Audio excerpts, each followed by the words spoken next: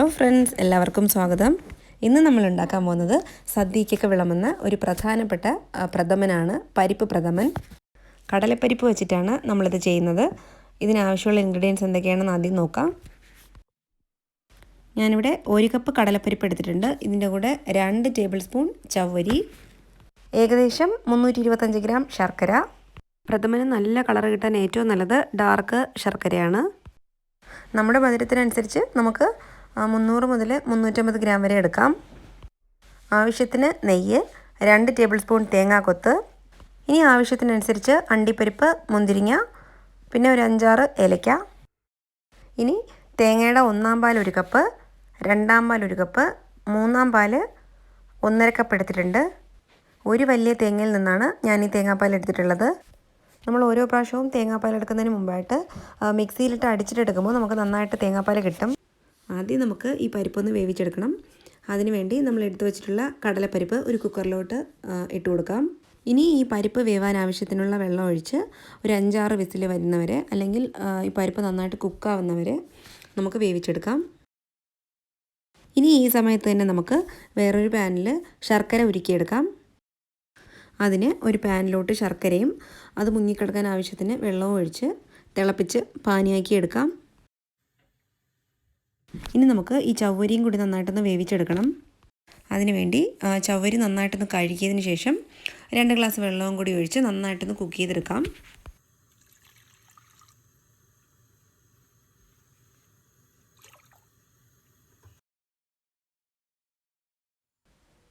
ചവ്വരി ഇപ്പോൾ നന്നായിട്ട് കുക്കായിട്ടുണ്ട്. ഇനി നമുക്ക് സ്റ്റവ് ഓഫ് ചെയ്ത് ഇത് മാറ്റി വയ്ക്കാം.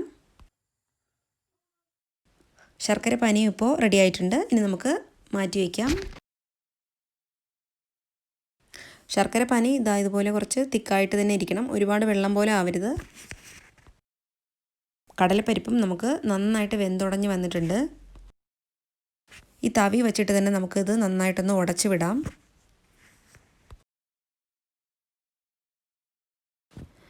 ഈ ഒരു കൺസിസ്റ്റൻസിയിലാണ് നമുക്ക് പരിപ്പ് വേണ്ടത്. ഇനി നമുക്ക് പ്രഥമൻ ഉണ്ടാക്കാൻ തുടങ്ങാം. അതിനുവേണ്ടി ഒരു പാത്രത്തിലോട്ട് ഒരു 2 ടേബിൾ സ്പൂൺ നെയ്യ് ഒഴിച്ചു കൊടുക്കാം. ഇനി ഇതിലേക്ക് നമ്മൾ നന്നായിട്ട് വേവിച്ച് വെച്ചിട്ടുള്ള കടലപ്പരിപ്പും കൂടി ചേർത്ത് ഒരു അരമണിക്കൂർ ഈ നെയ്യിലിട്ട് നന്നായിട്ടൊന്ന് വരട്ടിയെടുക്കാം. അരമണിക്കൂർ ഇല്ലെങ്കിലും മിനിമം ഒരു 20 മിനിറ്റെങ്കിലും ഈ കടലപ്പരിപ്പ് നെയ്യിലിട്ട് നന്നായിട്ട് നമ്മൾ വരട്ടിയെടുക്കണം. കുറച്ച് സമയം എടുത്താലും നമ്മളിങ്ങനെ ചെയ്യുമ്പോഴാണ് നമുക്ക് ആ ഒരു പെർഫെക്റ്റ് ആയിട്ടുള്ളൊരു ടേസ്റ്റ് കിട്ടുന്നത്. പിന്നെ ഒരു മീഡിയം ഫ്ലെയിമിൽ വെച്ചിട്ട് കൈ വിടാതെ തന്നെ നമ്മളിതുപോലെ ഇളക്കണം. ഇടയ്ക്ക് ആവശ്യമുണ്ടെങ്കിൽ നമുക്ക് കുറച്ചും കൂടി നെയ്യ് ഇതിലോട്ട് ഒഴിച്ചു കൊടുക്കാം. ഇപ്പോൾ ഒരു 20-25 മിനിറ്റ് വരട്ടിയതിന് ശേഷം പരിപ്പ് നല്ല തിക്കായിട്ട് ഇതുപോലെ വന്നിട്ടുണ്ട്.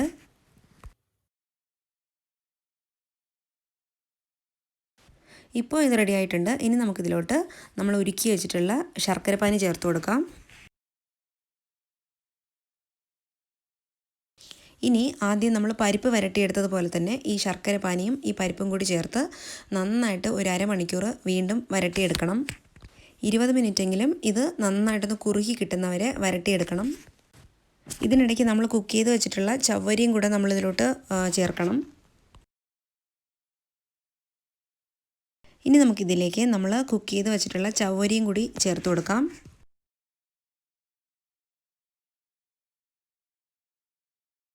ഇനി ഇതെല്ലാം കൂടി ചേർത്ത് വീണ്ടും നന്നായിട്ട് നമുക്കൊന്ന് കുറുക്കിയെടുക്കണം. ഇടയ്ക്ക് നമുക്ക് വേണമെങ്കിൽ കുറച്ച് നെയ്യും കൂടി ചേർത്ത് കൊടുക്കാം.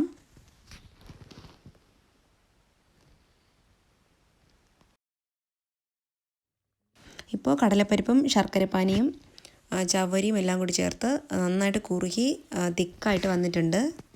നമ്മൾ കണ്ടിന്യൂസ് ആയിട്ട് കൈയെടുക്കാതെ ഇങ്ങനെ ഇളക്കി കൊടുക്കണം. ഇനി ഈ സമയത്ത് നമ്മൾ റെഡിയാക്കി വെച്ചിട്ടുള്ള തേങ്ങയുടെ 1.5 കപ്പ് 3-ാം പാൽ ഇതിലേക്ക് ചേർത്ത് കൊടുക്കാം. ഇനി നമുക്കിതൊന്ന് മിക്സ് ചെയ്ത് ഒരു തിള വന്നതിന് ശേഷം ഒരു 10 മിനിറ്റ് ഇതുപോലെ കൈവിടാതെ ഇളക്കി വറ്റിച്ചെടുക്കണം.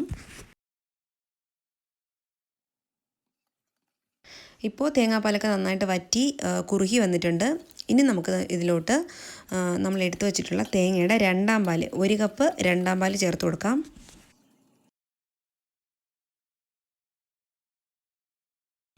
ഇപ്പോൾ തേങ്ങയുടെ 2-ാം പാൽ ചേർത്തിട്ടുണ്ട്. ഇനി ഇതാദ്യം നന്നായിട്ടൊന്ന് മിക്സ് ചെയ്യാം.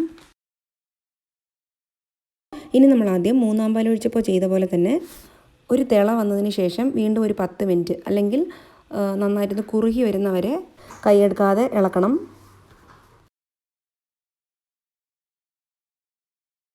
ഈ പ്രഥമൻ ചെയ്യുമ്പോൾ നമ്മൾ ശ്രദ്ധിക്കേണ്ട ഒരു കാര്യം, ആദ്യം മുതൽ അവസാനം വരെ നമ്മളിതുപോലെ കൈയെടുക്കാതെ തന്നെ ഇളക്കി കൊടുക്കണം. ഇല്ലെങ്കിൽ ഇത് അടിയിൽ പിടിക്കേണ്ട ചാൻസസ് ഉണ്ട്. ഇപ്പോൾ ഇത് നന്നായിട്ട് കുറുകി നല്ല തിക്കായിട്ട് തന്നെ വന്നിട്ടുണ്ട്. ഇനി ഇതൊരു 2-3 മിനിറ്റും കൂടി നന്നായിട്ടൊന്ന് ഇളക്കിയതിന് ശേഷം നമുക്ക് തേങ്ങയുടെ 1/4 പാൽ ഒഴിച്ചു കൊടുക്കാം.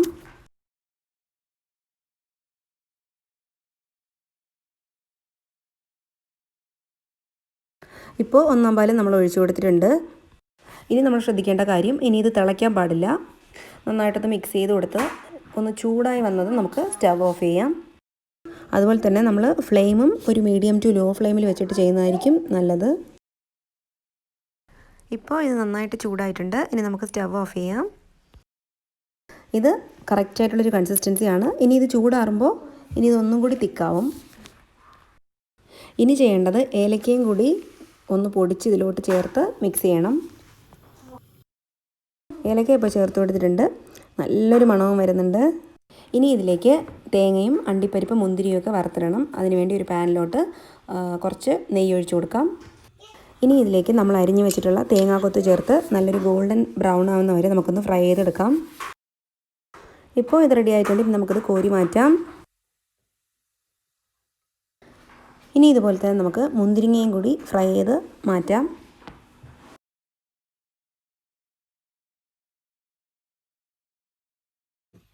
ഇനി ഈ അണ്ടിപ്പരിപ്പും കൂടെ ഇതുപോലെ ഫ്രൈ ചെയ്തെടുക്കാം.